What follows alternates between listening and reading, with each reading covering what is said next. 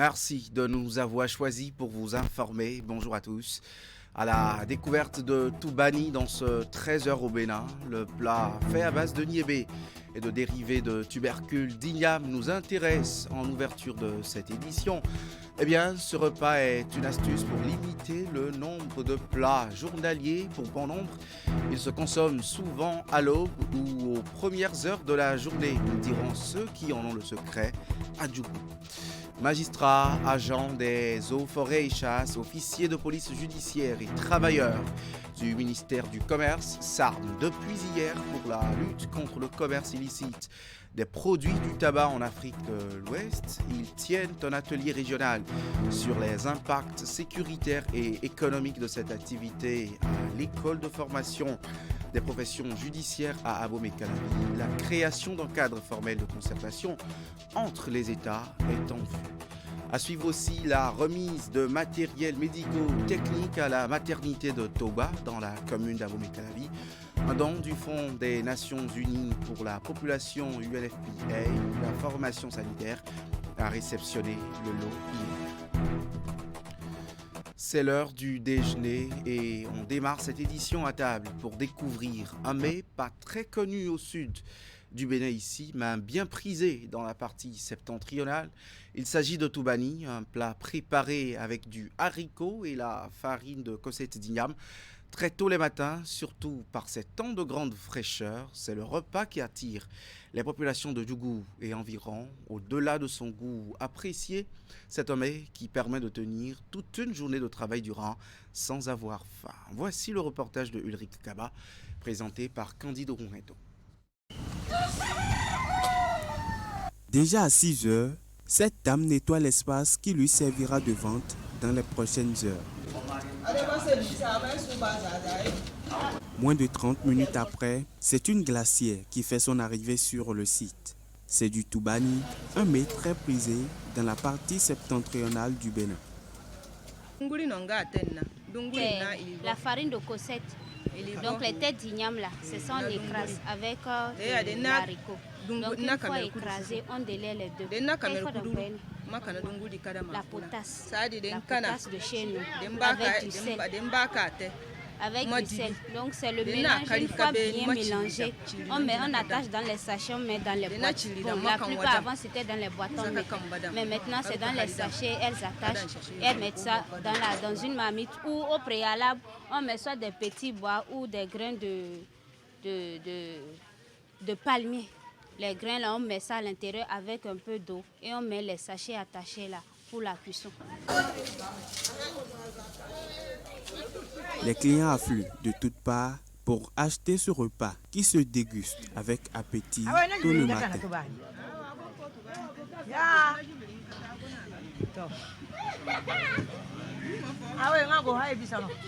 Toubani, c'est quelque chose qui est vraiment, c'est le manger qui est bon à Djougou ici, c'est important. Nous, on est nés avec ça.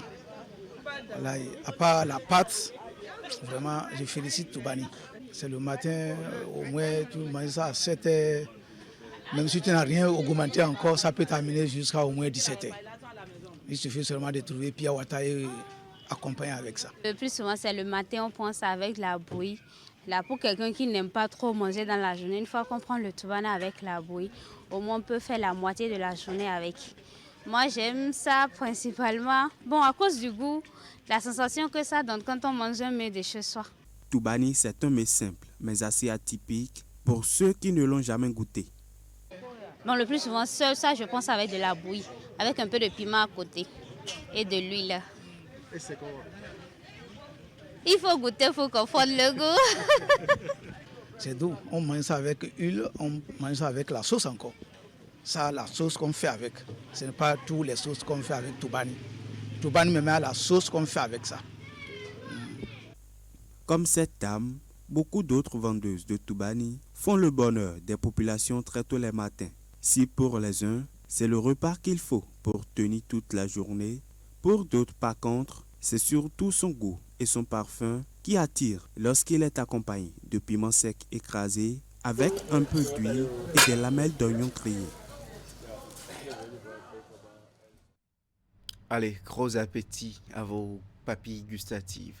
On parle maintenant de cet atelier sur la lutte contre le commerce illicite des produits du tabac en Afrique de l'Ouest. La session s'est ouverte hier à l'école de formation des professions judiciaires à Abomey-Calavi. Elle vise à sensibiliser les différents acteurs concernés, que sont les magistrats, les forces de l'ordre, les agents du ministère de l'Industrie et du Commerce et autres agents aussi sur cette activité. Les impacts sécuritaires et économiques de cette vente sont également abordés. Il va s'agir en fin de compte de créer un cadre formel de concertation entre les États de l'Afrique de l'Ouest et l'industrie légale du tabac. Voici le compte-rendu de la cérémonie de lancement. Magistrats, agents des eaux et forêts et des douanes, ceux du ministère du Commerce et les officiers de police judiciaire sont les acteurs majeurs qui participent à cet atelier sur la lutte contre le commerce illicite des produits du tabac en Afrique de l'Ouest. La présente rencontre est la suite de 3 autres déjà organisées par l'industrie légale du tabac et des cigarettes. L'objectif aujourd'hui, c'est de mettre tous ceux qui participent à la prévention et à la répression de ce crime organisé qui finance le terrorisme, de les mettre ensemble pour qu'ils poursuivent la réflexion engagée depuis l'année passée, déjà sur la recherche d'une stratégie efficace pour venir à bout de ce phénomène ou en tout cas le faire reculer. La cigarette est un produit réglementé au Bénin et partout ailleurs. Mais le commerce illicite du tabac a pris une ampleur inquiétante ces dernières années. Il est devenu une préoccupation mondiale du point de vue notamment sanitaire, sécuritaire, économique et judiciaire. L'Afrique de l'Ouest n'est pas épargnée par ce trafic qui finance par ailleurs le crime organisé. Quand on parle du commerce illicite des produits du tabac, il faut voir sur au moins 3 volets. Il y a le manque à gagner au trésor public, et il y a aussi le problème de la sécurité, et aussi bien le problème de la santé. Quand on parle de manque à gagner pour le trésor public, vous savez très bien, il y a la contrebande des produits de cigarettes, des cigarettes qui rentrent sur le territoire national sans payer les droits et taxes de douane. C'est très grave, et puis c'est des milliards que l'État paie. Nous sommes dans un pays de transit, pratiquement le 90% des tabac prennent par le Bénin, et avec ce fléau, nous perdons beaucoup. Il y a le phénomène des djihadistes, donc un vrai problème de sécurité qui se pose. Le financement de ces djihadistes, on a mené des investigations, c'est à partir quand même des cigarettes illicites. Pour la région ouest africaine, cette activité criminelle très lucrative sape les efforts fournis par les États en matière de politique de santé publique et menace également les entreprises légales du secteur. Ce trafic illicite occasionne un manque à gagner de plus de 100 milliards de francs CFA par an de recettes fiscales et douanières pour ces États. Les chiffres sont parlants et c'est des chiffres tirés des statistiques fiables des Nations Unies, de l'UEMOA, de la CEDEAO, qui font état de 10% des cigarettes consommées qui seraient frelatées. Vous voyez l'impact sur la santé des populations. Nous espérons pendant ces 2 jours avoir des débats francs, ouverts, avec vous tous, afin de regarder comment nous pouvons développer ensemble des stratégies plus efficaces pour lutter contre ce fléau. Le combat contre le commerce illicite du tabac est donc une lutte internationale. Au terme de cet atelier, sont attendues des recommandations fortes qui seront partagées avec les organes de la CEDEAO et de l'UEMOA. Les travailleurs publics et de sociétés d'État du Centre national hospitalier et universitaire Hubert Koutoukou Maga sont mécontents. Ils l'expriment à travers un mouvement d'humeur matérialisé par le port de bandeaux rouges hier. Ces agents réclament la revalorisation de leur salaire comme tous les autres travailleurs du CNHU. La Confédération des organisations syndicales indépendantes du Bénin était à leur côté. Les précisions avec Esther Tofa. Ils revendiquent la revalorisation de leur salaire au même titre que tous les travailleurs du Centre national hospitalier et universitaire Hubert Koutoukou Maga. Pour l'exprimer, tous dans leurs différents services portent le bandeau rouge. Ce que nous demandons est simple. Les salaires revalorisés ont été faits pour les APE et les ACE. Nous travaillons dans les mêmes équipes que eux. Et depuis 1 an, nous n'en avons pas eu pour nous.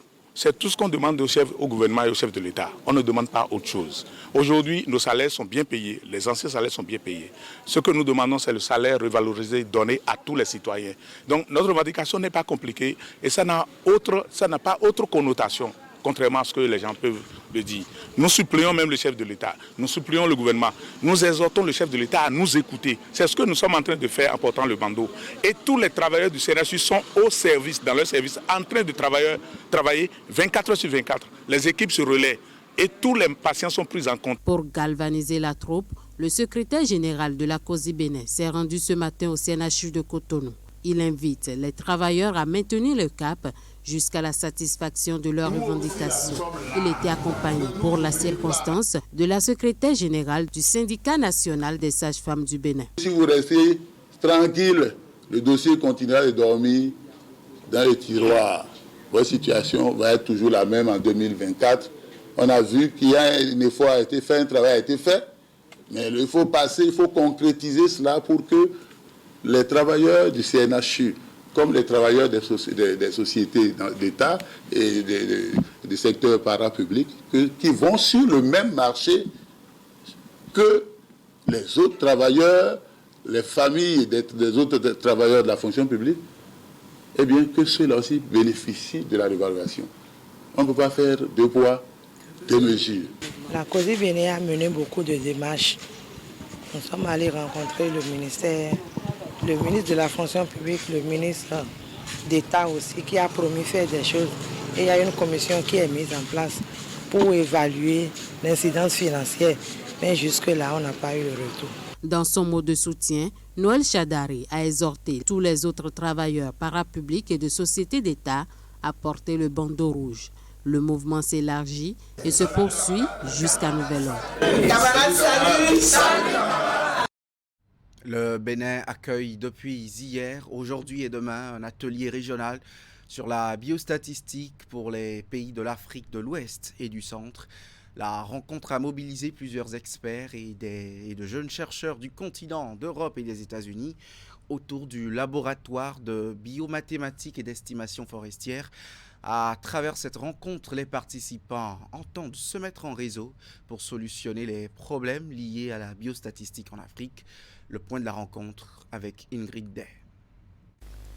L'expertise en biostatistique, discipline appliquant la théorie et les méthodes statistiques à l'environnement, les sciences biologiques, notamment la santé publique, pour mieux comprendre les épidémies, est très limitée au Bénin. C'est fort de ce constat que le laboratoire de biomathématiques et d'estimation forestière a organisé une rencontre d'échange et de formation avec des jeunes chercheurs et experts du domaine pour pallier cette problématique. Un atelier qui intervient dans un contexte où les maladies infectieuses et les problèmes environnementaux sont à la tête de la liste des maux dont souffre l'Afrique subsaharienne. Très peu de biostatisticiens sont capables de pouvoir analyser les données et la plupart des travaux qui ont été faits sur la COVID viennent d'autres régions du monde. Et donc, il faille qu'on se voie et d'abord voir ce que chacun est en train de faire dans son pays, comment on peut se mettre en réseau pour que ce soit plus facile pour les bailleurs de nous soutenir. La biostatistique est très proche de la population, dans ce sens que nous parlons des maladies infectieuses et les maladies liées à l'environnement, comment avoir les résultats probants pour que le gouvernement puisse prendre des décisions qui sont vraiment à la hauteur de la science. Présentation des avancées récentes dans le domaine de la biostatistique, l'état du renforcement des capacités en biostatistique en Afrique de l'Ouest et du Centre et la mobilisation de fonds pour renforcer les ressources dans le domaine. Ce sont là les tâches auxquelles sont conviés ces participants venus de divers horizons. La biostatistique est capitale pour comprendre les phénomènes biologiques, les modéliser et faire des prédictions pour orienter les interventions dans divers domaines, en particulier dans les sciences de la santé humaine, et de l'environnement. Je reste rassuré que les présentations, échanges et discussions de cet atelier permettront d'aboutir à des stratégies dynamisées davantage le réseautage et les collaborations pour le renforcement de capacités en biostatistique en Afrique de l'Ouest et du Centre. L'avenir de la biostatistique en Afrique est prometteur. Les initiatives mises en œuvre dans plusieurs pays de l'Afrique en sont la preuve. Pour réussir ce pari, les organisateurs de ces assises entendent non seulement former des jeunes dans ce domaine, mais aussi mettre en place un réseau de biostatisticiens pour l'Afrique de l'Ouest et du Centre à l'issue de cet atelier de 3 jours. Venons-en à ce don de matériel médico-technique au profit de la maternité de Togba. Nous sommes dans la commune d'Abomey-Calavi. Le Fonds des Nations Unies pour la population UNFPA, donateur, et les autorités béninoises ont remis officiellement le lot de matériel aux bénéficiaires. C'était en présence également des autorités locales de ce milieu. Teddy Goudalo. Du matériel médico-technique au profit de la maternité de Togba réhabilitée dans la commune d'Abomey-Calavi. C'est un don du Fonds des Nations Unies pour la population UNFPA pour garantir l'accès à des services vitaux de santé maternelle et néonatale aux usagers. Ce présent don en équipement vient davantage renforcer la qualité de nos soins. Le centre de santé continue toujours d'être confronté à certains défis, tels que le manque d'un appareil d'échographie, d'un automate d'hématologie pour la numération formule sanguine complexe et d'un spectrophotomètre pour les bilans prénataux de base. Grâce à la contribution de l'UNFPA, le Bénin fait l'évaluation du dispositif minimum d'urgence en situation de crise et la formation des formateurs. De plus, des équipements médicaux, techniques et consommables ont été acquis pour plusieurs maternités. C'est dire que cette maternité de Togba que vous visitez est juste symbolique et n'est que le reflet des nombreuses réalisations de l'UNFPA pour contribuer au renforcement du système de santé du Bénin. La remise de ce lot de matériel est faite en présence de la directrice adjointe programme de l'UNFPA. Ensemble avec les autorités béninoises, tous les compartiments de la maternité réhabilitée sont visités. Cette nouvelle maternité flambant neuve offre un cadre adéquat pour la prise en charge des utilisatrices, mais aussi de meilleures conditions de travail pour le personnel de la maternité. Aujourd'hui, aucune femme ne devrait mourir en donnant la vie. Aucune. Il n'y a pas de raison. Et ce centre de Togba aujourd'hui est un bon exemple. Et je suis contente de voir les autorités locales avec nous ici, parce qu'on compte sur vous pour les aider à entretenir ce centre. On compte sur vous, parce qu'un centre modèle n'est pas que ça, c'est l'entretien au quotidien. C'est de s'assurer que le matériel qui est remis est bien entretenu. Mais c'est de s'assurer aussi que vous contribuez ainsi au développement de votre pays. Donc ce que vous faites ici est représentatif de ce qui doit se faire sur tout le territoire du Bénin. Quelques heures avant cette cérémonie de remise de matériel, la directrice adjointe programme de l'UNFPA a eu une rencontre avec plusieurs ambassadeurs accrédités au Bénin. Ils ont échangé sur les questions de population et de développement autour d'un petit déjeuner. L'Institut pour la gouvernance démocratique a procédé à la sortie officielle de la promotion 2023 de ses apprenants en fin de semaine écoulée. Pendant plusieurs mois, cette nouvelle promotion de leaders politiques a suivi d'intenses formations sur la gouvernance et la démocratie. Ils sont outillés désormais pour constituer une véritable pépinière de potentiels gouvernants aptes à gérer au mieux les affaires publiques. Suivons ici le compte-rendu de la cérémonie. Ils sont une trentaine à recevoir dans l'après-midi de ce vendredi 15 décembre 2023 le parchemin de fin de formation à l'Institut pour la gouvernance démocratique. Ces jeunes, à 90% venus des partis politiques, sont désormais outillés pour une belle relève au sein de la classe politique béninoise.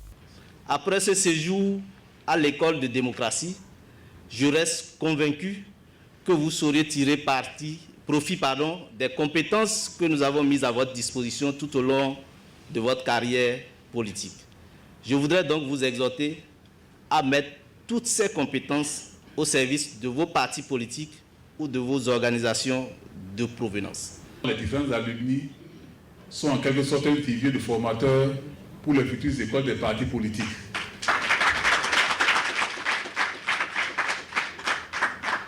Et je voudrais surtout encourager les différents partis politiques et les OSC qu'ils représentent à s'en servir pour démultiplier la formation de notre pays.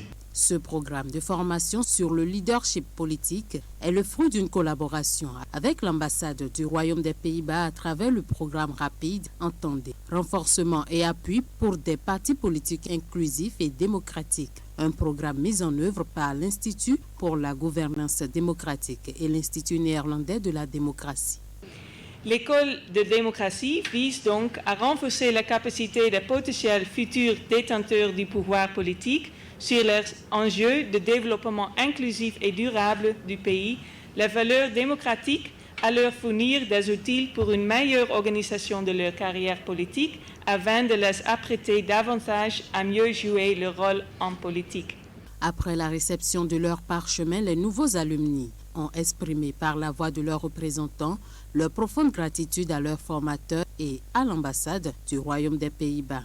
Cette formation nous a permis de tisser des liens solides entre nous, les bénéficiaires de ce programme. Nous avons partagé nos expériences, nos idées et nos aspirations, ce qui a créé une véritable communauté de futurs leaders politiques. Nous ne marchanderons pas notre disponibilité et notre engagement pour que d'autres générations puissent profiter de cette opportunité.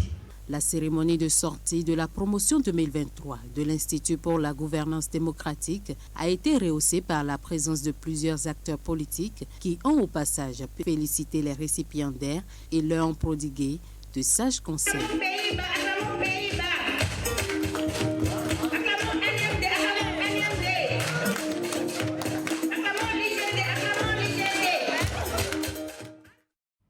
On reste toujours avec cette frange de la population, mais dans un autre secteur cette fois.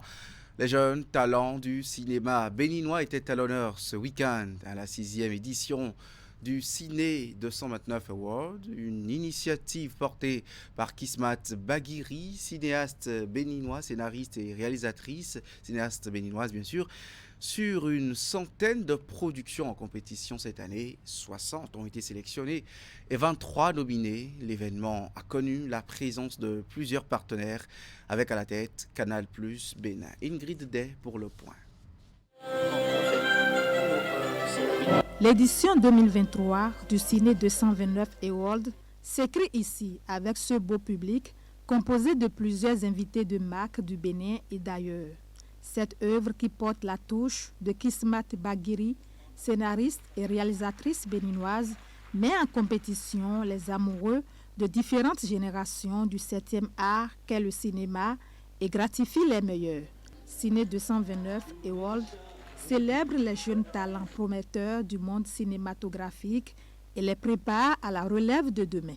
Le Ciné 229 Award repousse toutes les limites et nous avons encore pris plaisir à le constater une fois encore dans la qualité des productions audiovisuelles que nous avons reçues cette année. Je voudrais à ce propos remercier tous ces jeunes talents qui se battent chaque année avec de maigres moyens qu'ils ont et qui nous proposent quand même leur travail. Notre détermination trouve tout son sens face à votre témérité. Nous avons de plus en plus de talents, que ce soit la réalisation, des techniciens et les comédiens. J'ai eu encore l'occasion de me rendre compte hier et avant-hier avec des gens qui ont envie d'échanger, qui ont envie de partager leur vécu et probablement apprendre de nouvelles choses qui permettront plus tard d'évoluer dans ce qu'ils ont envie de faire. Ils sont nombreux à tenter leur chance à l'entame de cette 6e édition du Ciné 229 Award. Sur une centaine de productions, 60 ont été sélectionnées, mais seuls 23 de diverses catégories du cinéma sont nominés à cette soirée.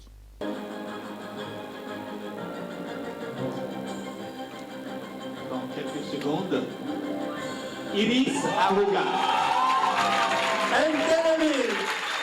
J'ai trouvé une promotion assoiffée d'apprendre, une promotion qui a beaucoup de rêves, une promotion qui veut prouver que le cinéma africain a sa place dans le monde du cinéma mondial.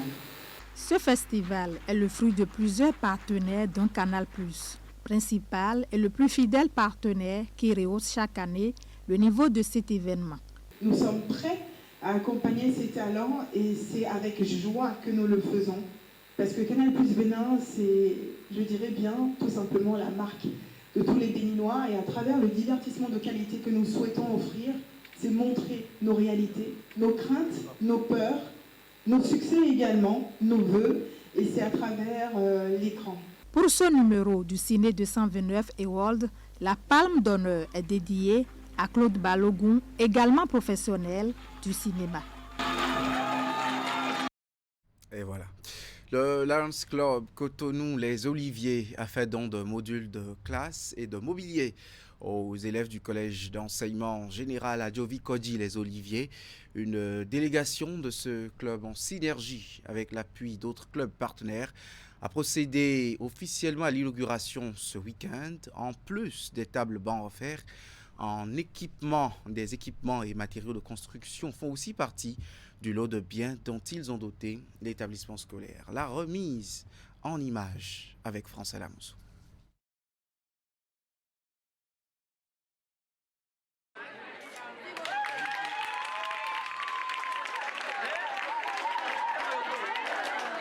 Un module de 2 classes complètement rénové, 40 tables et bancs et des matériaux de construction. Voici entre autres les équipements offerts par le Lions Club Cotonou Les Oliviers aux apprenants du CEG d'Adjakame.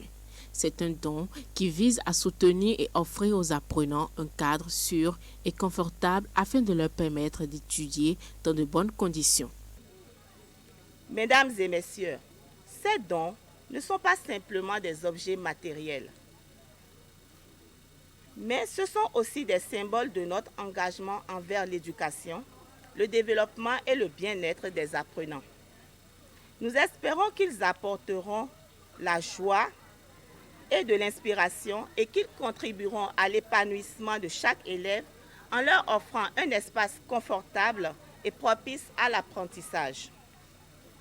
Je tiens à remercier chaleureusement tous les membres de notre association qui ont contribué à l'organisation et à la réalisation de cette œuvre commune aujourd'hui. Les donateurs ont exprimé leurs remerciements aux différents clubs partenaires pour leur accompagnement dans la mise en œuvre de cette initiative et invitent les bénéficiaires à prendre soin des biens offerts.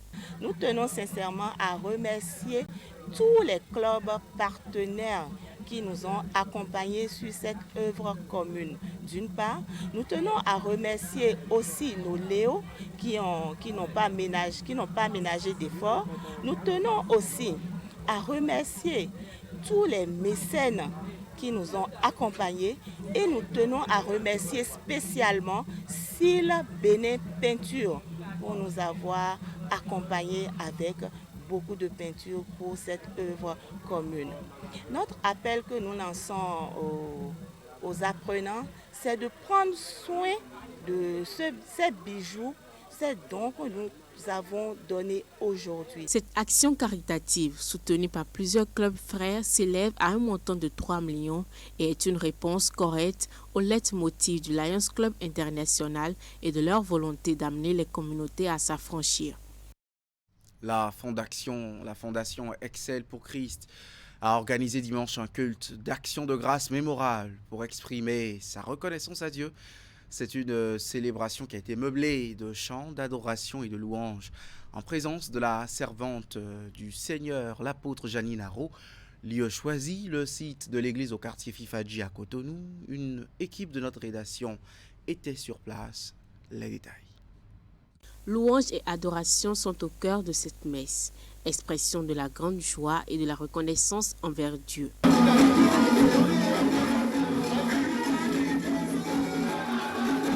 Les fidèles de l'église de la Fondation Excel pour Christ réunis autour de l'apôtre Janine Aho, sont tous mobilisés ici pour dire de façon exceptionnelle merci à Dieu pour les grâces dont ils ont été comblés tout au long de cette année finissante. Grâce à Dieu, ils ont pu relever bien de défis et traverser assez de moments difficiles qui ont marqué leur vie ces 12 derniers mois. Et nous avons choisi ce jour pour dire merci à Dieu pour tout ce qu'il a eu à faire pour nous. Surtout cette année, nous avons eu assez de défis, des défis qui pouvaient nous amener à la mort, mais le Seigneur a été avec nous. Donc nous voulons simplement lui dire merci.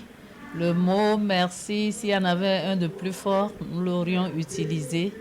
Et ce n'est pas que l'argent que l'on donne, c'est tout notre être entier qui remercie Dieu pour la vie, pour tout ce qu'il a eu à faire, les combats, la provision. La fondatrice dirigeante de l'Église a mis l'accent sur la gratitude en tant que fondement de la foi et encourage chacun des fidèles à témoigner sa reconnaissance pour les bénédictions reçues et celles que leur réserve encore Dieu dans la grandeur de son amour pour les années à venir. Je voudrais saluer tous les internautes et leur dire de louer Dieu, de le célébrer, de lui dire merci.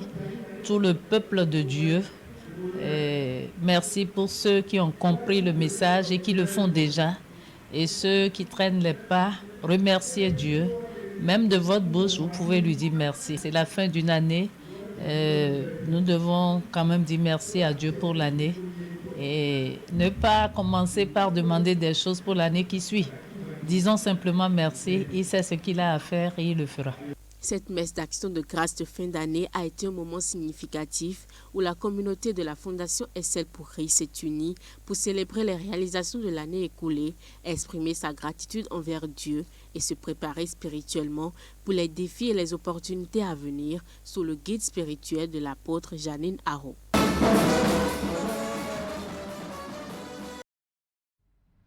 Et ce sera tout pour ce 13h au Bénin. Bonne suite de journée.